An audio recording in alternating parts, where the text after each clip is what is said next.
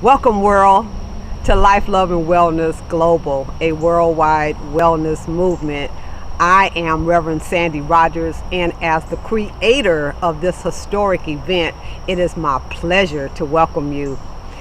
We come together to bring you this historic event. We have practitioners, holistic practitioners. We have medical doctors, we have spiritual individuals. This event is so lovingly dedicated to my mother, Mrs. Barbara Dean Brown. And my mother taught me like 40 plus years ago about the importance and the meaning behind herbs. And she would always say, we don't know what they putting in those pills, so you better not, get hooked on prescription drugs. And so we listened to Mom, but not all of us paid attention. My sister, bless her heart, was diagnosed recently thereafter with asthma, and she was prescribed prednisone, which is a very powerful steroid. And my sister actually got hooked on steroids, like someone out on the street kind of hooked, like on heroin or crack or something like that. And so my mom and my sister are both on the other side, living in the other dimension, but they're upholding me, and this is dedicated to their memory. So we don't want to come and make you change your mind about what you're doing. We just want to provide information to you, something different, so that you have options to choose from, so that you're not stuck. Because the environment that we now live in, the fast foods, the toxins in the air that we breathe and in the water that we drink, and the processed foods, and all of that is causing havoc on this precious body temple. So God created our bodies to heal themselves, but they can only heal themselves when they're fed and they're nourished and they're stress-free.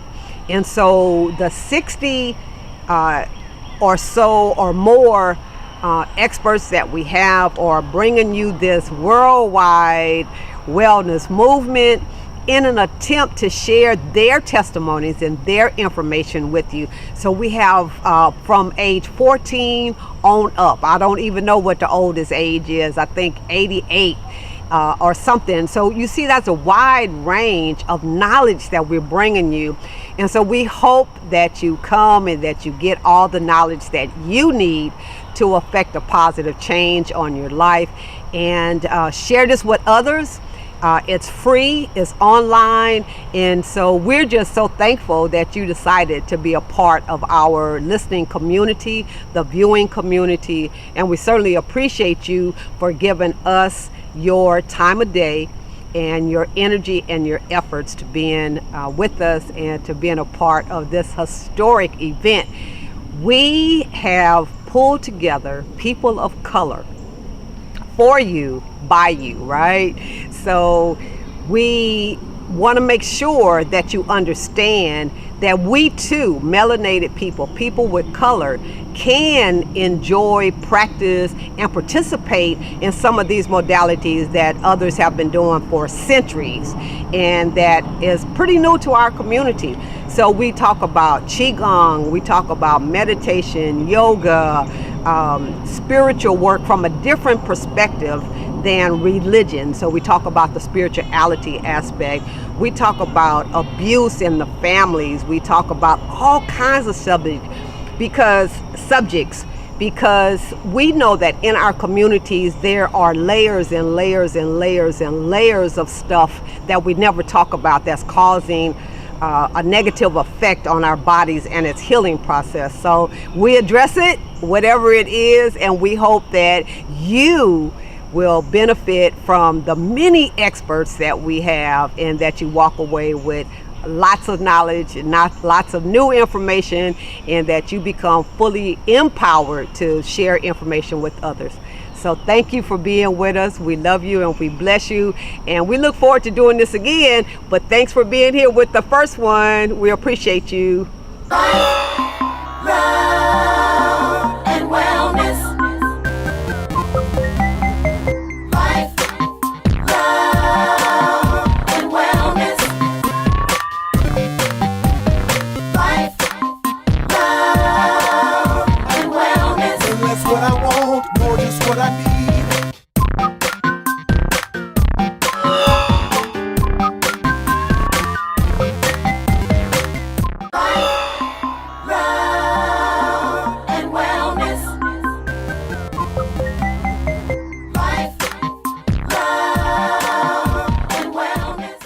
Welcome to Life, Love, and Wellness Global, a worldwide wellness movement.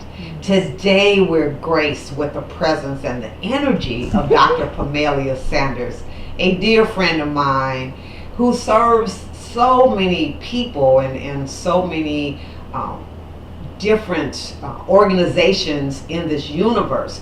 And so, Pam, would you please introduce yourself to our worldwide audience? Thank you, Dr. Sandy. Reverend Sister Sandy, I call you doctor just because of the capacity that I see you in this world. And so I come to you today. I am an educator, a transformative learning educator. But what I have found on this journey is that I walk in a variety of ways. I give to others as I feel like I should give to them from my heart. And so I am currently serving as a caregiver to my mother, using a variety of modalities to help her on her journey as she is nearing her 89th birthday. I just walk in the world with my heart, I think, opening it to others and giving as I feel like I need to, Miss Sandy. Yes. And you've done that so well. Yes. We met in Atlanta.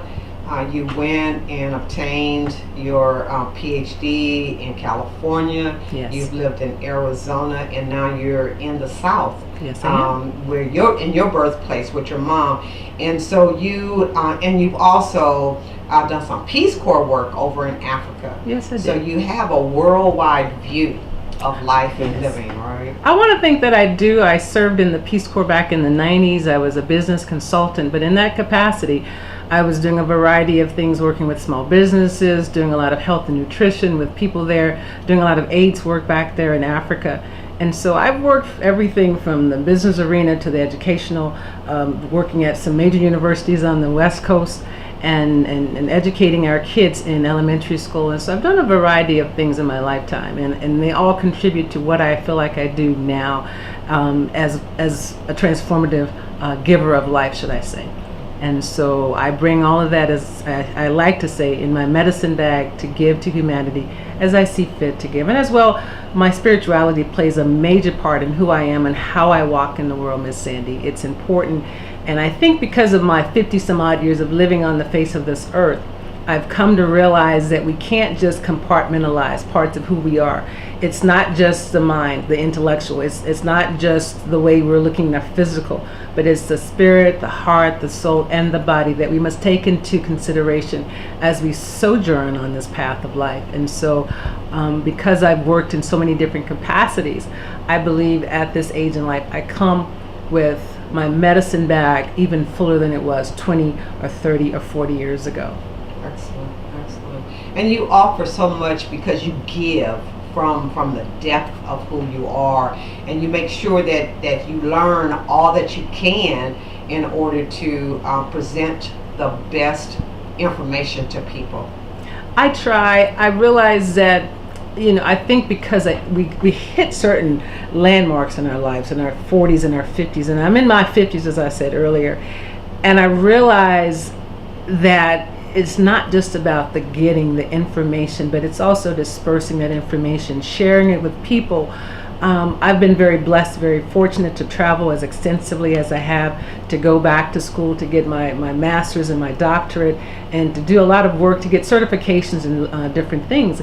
And I realize that a people perish for a lack of knowledge. So oftentimes people don't do X, Y, and Z because they don't have the information, which they should have gotten A, B, and C to be able to do those things.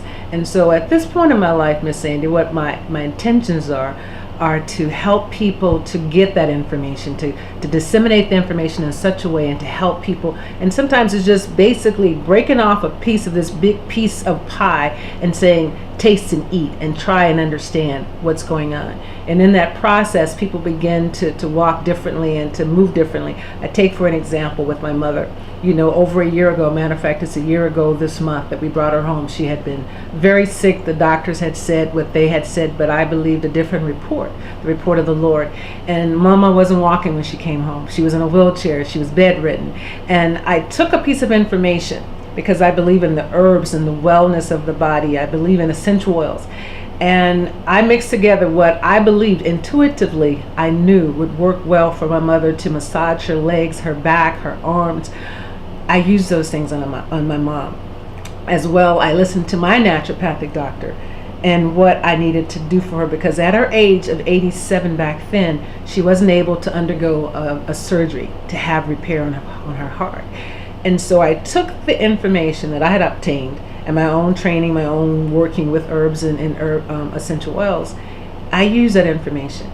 And today my mother is alive, she's well, she's walking, she's taking care of her business. She's doing phenomenally well.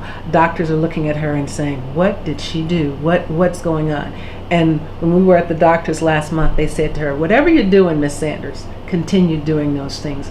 And so it's sometimes not having a whole bunch of information, but just a small part of information to say, okay, this will work for me.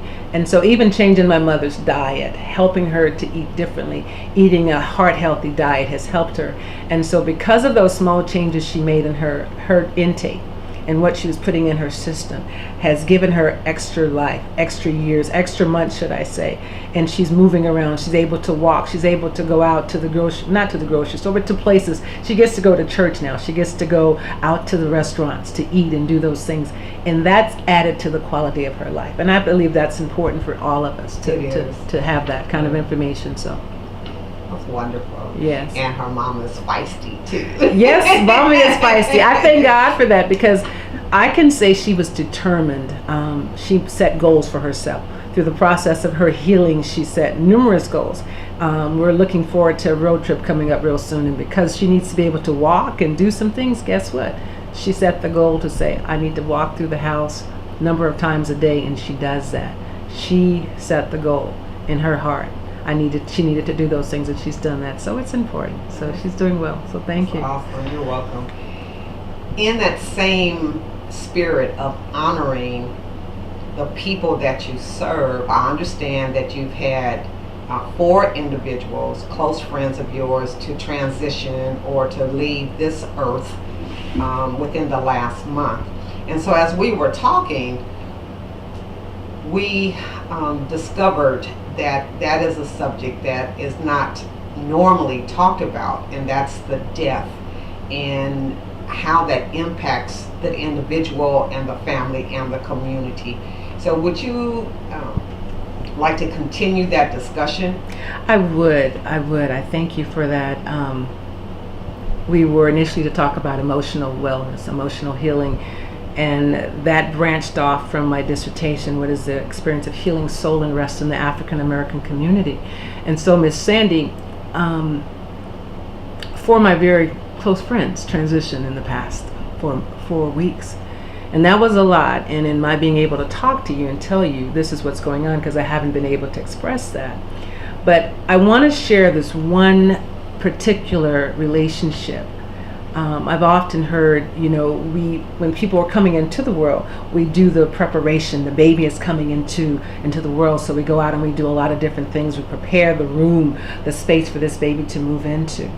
And what I'm learning from this whole experience is that if we can begin to prepare for the death, for the transitioning, for the going to the other side, I think we will be healthier, better people. My experiences as a child growing up are different with death than they are now. As a child, I remember hearing my mother and my grandmother and my ancestors talking about what used to happen. Back in the day, the ancestors would sit with the elders, and oftentimes they would have the wakes in the homes. And back in those days, the bodies of loved ones were buried on family plots. That's not happening anymore. And so people were very much so in touch with the death and dying process. Today we've been removed from that process, pretty stoic in many ways. When we go into churches, people, the body is there, and people sometimes sit and say nothing. Sometimes people cry and express their emotions. But I am living through this process of losing 4 very close friends in a way that was different than, say, maybe 20 some odd years ago when I lost my brother, Norman. I lost his sister 6 months ago. And what happened soon after I lost my sister, Faye, which her death came to us, and it bombarded us. I shared with a very dear friend of mine, Adrian. We've known each other for 15 years. And in that process, walk with me through this journey, if you will, if I can share this with you. someone that I've known for a long time. He would check in on me periodically to know how I'm doing, see how I'm doing, just to say I'm thinking of you. And we had our differences and bouts or whatever. And little did I know what he was going through. He had been dealing with cancer, had been going through chemotherapy and radiation. Long story short, I felt the need, because we were talking to one another more often, the need to ask him for forgiveness. Because in our 15 years of friendship, we had our differences. We had butted heads and said some cruel things to one another. And I felt that he needed to ask or to do some things. But I realized it was Pamelaia who needed to say, please forgive me for what I may have said or done to you, Adrienne, that offended you, that hurt you, that cut you to the core. And that little process, those few words of asking him to forgive me for what I had said or done to him, began as a healing process for both of us. Because our conversations through the past few years have been just like 5 minutes here, 5 minutes there. But in that process, little did I know that I was walking with him through the last months of his life. And as we both sat on the phone and talked and opened up and shared where we had been, those few words began to bring us closer together. And both of us are Christians, both of us believe in God. And we were able to spend the last 6 months of his life in a different place. And he was able to share with me where he had been and saying, it's about love, Miss Sandy. It's about walking in a place of true integrity to love one another as God has loved us. And in that space, we were able to text one another, every day, send Marco Polos and to share. And I'm so grateful for that, because little did I know that I was losing a friend, someone who I had come to know for over 15 years and then would be coming closer to the end of his life and coming closer to him, drawing closer to him in friendship. And in his passing and his getting ready to transition, he picked up his phone and he sent me a Marco Polo. And he made certain to tell me, I love you. And I'm very grateful for us having spent these last few months coming closer together.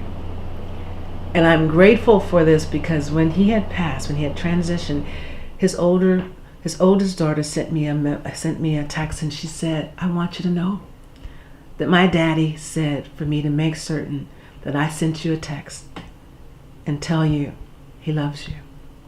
Very grateful for every moment that you all have spent together in the past several months. And so I share this story because I believe as we live well, Miss Sandy, we're able to die well. And I'm grateful because he has given me a gift that, yes, he is gone and I miss him greatly, but at the same time, it's so beautiful to say, I hold no ill will against him. He got it right in the sense that he had walked around, and God knows I love him, he had walked around pretty full of himself for many years, pretty arrogant and pompous, but he began to realize in these last few years the importance of living well and loving well. And so though he has gone from this earth plane, I miss him greatly, but I feel like I'm at a great peace because there's a love in my heart that was able to be reignited in these last few months of his life. And so I say this because I miss each one of my loved ones, my friends that have passed in the past few years, and I'm able to talk about they're dying. Whereas 27 years ago when I lost my brother Norman, I went into a deep space of darkness, of depression. There was a lot of shame. There was a lot of hurt because of the conditions in which he passed under. I didn't talk about losing my brother because it was so hard. But as I've lost my loved ones and my friends over the past 6 months, over the past 4 weeks, I'm able to talk about them and I remember them. I celebrate their lives. I talk and say, oh, this is about my sister Faye. I talk about each one of my friends that I've lost. And I think because of my being in a different place in my own way, I have said I will not go back into that dark space. I want to not grieve them, but I want to celebrate their lives. I want to celebrate the memory. I want to celebrate the love of who they are. And I think so oftentimes in our culture, as African American people of color, we don't talk about what hurts us, what grieves us, the loss. We hold on to the pain, and that pain has a way of impacting us in our physical bodies, and our emotional bodies, and our psyches. And so I have chosen to talk about my friends. I talk about my sister. I mean, I'm like her twin. We look a lot alike. We are shaped, we have lots of things in common. It's almost like we're twins. And I choose to celebrate her by doing things differently with what I'm putting into my body, consuming and exercising, taking better care of myself, because she was a registered nurse and she knew a lot of different things, good things, but she did things a little bit different when she was in her own private space. And so I believe that it's important for us to begin to talk about and to prepare for. Because as we prepare for death, we begin to walk in the world differently. Because the truth of the matter is, most of my friends and my sister didn't know that death was going to knock on their door when it did. But what happened was, I can say with my friend Adrian, because of those last 6-7 months of our friendship, I feel a great release, a great understanding of life after death. I believe if we can prepare for death as we prepare for life, we will walk in the world better and differently. And I'm often reminded, people say, well, why did God, and I say this to Miss Sandy, why did God take my loved one from me? But just as God created life, he also created death. And none of us are here to stay forever. And so as we prepare for death and our living, I believe that our when that time comes for us, that our loved ones will be able to remember us and to cherish the moments that we have spent with them. Because we never know. We never know. There's not a number. You don't live until you're 99.2 days to, and then that's the expiration of life here on earth. Yes. And so in thinking about what you just shared with us, mm-hmm. and that preparation period for death would be to live every day. Yes. In love and forgiveness. Yes, exactly. The Word of God tells us to live and love, the fruit of the Spirit, to forgive one another. And so we oftentimes hold on to stuff. I'm going to get him, or I'm going to get her, or she's did. But to every day ask for forgiveness. To forgive ourselves first and foremost. To forgive those who have wronged us, who have done us wrong. And to walk in a place of love. I often look at you, and I often say this to you, Miss Sandy. You are the epitome of light and love, because you walk in such love. It's like there's a ray of sunshine around you. I use you as an example because you're the founder. You are the person, the moderator for this forum, for this worldwide movement. And so I know that I've known you for 20 some odd years, I think it is. And you walk in love, even when I've not done right. You say, I'm gonna love you anyway, girl. And it's like, that's important. And that, I believe, shows a level of maturity, that shows a level of emotional maturity, as well as spiritual maturity. And so it's important for us to begin to get this right, especially in our community, because people oftentimes say, well, they did something to my mama and my grandma. And it's like, but baby, this is a new day, a new time. And so forgiveness is, because we don't we don't go through forgiveness work for the other person. We go through that work for ourselves. Like I use the example with myself and Adrian. I felt in my mind that he needed to do some things, but I needed to do what I did for myself. And once I did that, I believe that I was able to walk in a different space. I know for a fact we walked in a totally different space and life and love, and now in his death and his passing. So it's important for us all to do that. How would you describe the wellness benefits, or the benefits from looking at life and relationships with mm-hmm. others in the vein that you're speaking of, the love and the forgiveness? One of my dear friends passed last Tuesday. And I remember the last card I got from her. And each one of the people, I've talked to them in the past several months that have passed, I have no regrets. I miss them, but there's a freeness. I'm free. I'm free. One of the things that I learned from you, Miss Sandy, is that you often end conversations with, on the phone, I love you. My girlfriend Cheryl, those words, I love you. My friend Adrian, hanging up the phone, I love you, Pamelaia. My girlfriend Lynette, I love you, as well as Lisa. But she called me Smiley. I love you, Smiley. And so those words are so precious, and we never know when our time will come. When I tuck my mom into bed at night, Mama, I love you. Those are 3 simple words, but they mean so much. They carry such great weight when we speak from our heart. And so that work is important, because though they're absent in their body, they will forever live on in my heart. That's beautiful. There has been some circles that have fear and have taught fear about death. But we all know it's going to happen. We all are going to experience it at some time. And so to listen and take heed to the advice that you're sharing about honoring and respecting and loving on people today is so crucial. It is.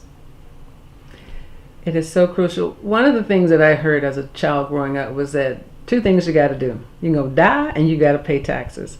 I've often heard one of my good friends who's a pastor in this area say, you know what, baby, you're traveling through. You got an expiration date, an alpha and an omega, a beginning and an end. And that ending is what we're all moving toward. It's inevitable. And so I want it to be said when my time comes that I've walked in love and I've walked in light. I haven't always gotten it right, Miss Sandy. I haven't. But time has brought about a change. And the knowledge, the awareness, as you see things and you realize, you know what, this temple that I'm walking around in one day will go back to dust. And so the part of me that knows right chooses to do right and do differently.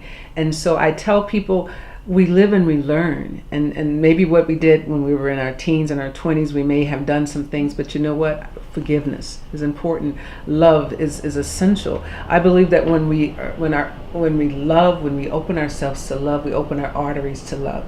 There's a song that I wrote many years ago, Open My Heart to Love.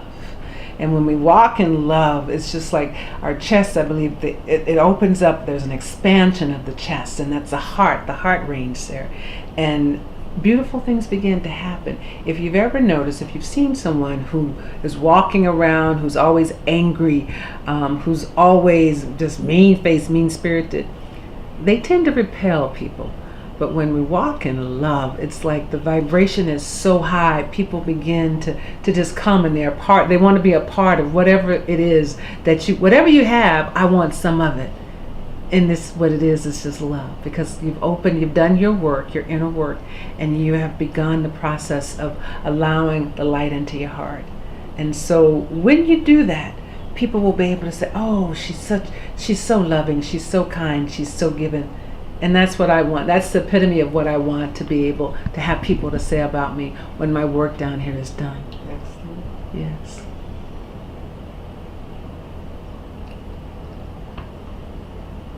In closing,